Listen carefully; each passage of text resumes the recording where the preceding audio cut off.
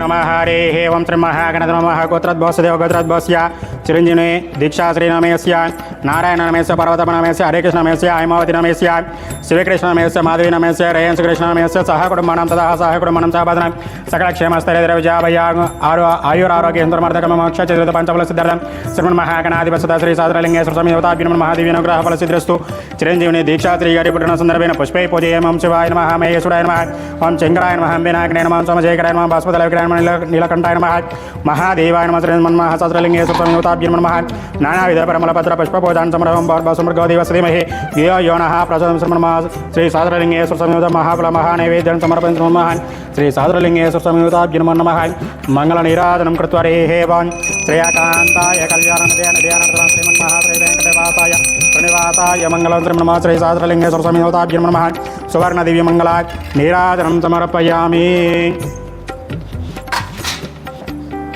నమస్కారం అండి. రంగారెడ్డి జిల్లా బాలాపురం మండలం నాదర్గల్ అనేటువంటి మాతృదేవోభవ అనాథల శ్రీ సాధులింగేశ్వర స్వామి దివ్యక్షేత్రంలో ఉన్నటువంటి మధ్యస్థితం లేనటువంటి 125 మంది అనాథలకు భాగ్యులకు అన్నదాన కార్యక్రమం జరిపించేవారు. ఈ రోజునగా స్వస్త్రీ కృతినామ సంవత్సరం చైత్రమాసం చిరంజీవి దీక్షాశ్రీ గారి పుట్టిన సందర్భంగా ఇక్కడ ఉన్నటువంటి అనాథలకు భాగ్యులకు అన్నదాన కార్యక్రమం జరిపించేవారు.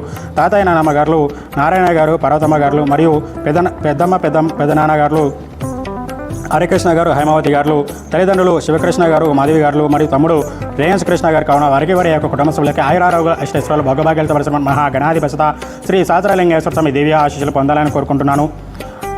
దివ్య ఆశీస్సులు వారికి ఎల్లవెల్లా వినింటి ఉండాలని కోరుకుంటూ ఇదే విధంగా ముందు కూడా ప్రతి నెల కానీ ప్రతి సంవత్సరాన్ని మరెన్నో అన్నదాన కార్యక్రమాల యొక్క మాతృదేవోభవ అనాథల శ్రీ సాధులింగేశ్వర స్వామి దివ్యక్షేత్రంలో జరిపించాలని కోరుకుంటూ అదేవిధంగా చిరంజీవి దీక్షాశ్రీ గారి పుట్టినరోజు సందర్భంగా ఇక్కడ ఉన్నటువంటి అనాథలకు భాగ్యులకు అన్నదాన కార్యక్రమం అందిస్తున్నారు కావున చిరంజీవి దీక్షాశ్రీ గారికి పుట్టినరోజు శుభాకాంక్షలు తెలియజేసిన వారి యొక్క కుటుంబ సభ్యులకి ప్రత్యేకమైన ధన్యవాదాలు తెలియజేస్తూ మీరు అందిస్తున్నటువంటి ఈ యొక్క అన్నదాన కార్యక్రమాన్ని అంగరంగ వైభవంగా నిర్వహించడం జరుగుతుంది. ఇదే విధంగా ఇంకెవరైనా మీ యొక్క పుట్టినరోజులు కానీ పెళ్లి రోజులు కానీ ఇతరాతర కార్యక్రమాలు కానీ ఎక్కడైనటువంటి మధ్యస్థితం లేనటువంటి 125 మంది అనాథులకు భాగ్యులకు ఒక పూటనైనా అన్నదాన కార్యక్రమం చేయించి ఇక్కడ ఉన్నటువంటి మహాగణాధిపతి శ్రీ సాధులింగేశ్వర స్వామి దివ్య ఆశీస్సులు పొందాలని కోరుకుంటున్నాను. అన్నదహాత సుఖీ భవ, అన్నదహాత సుఖీ భవ, అన్నదహాత సుఖీ భవ. ధన్యవాదాలు.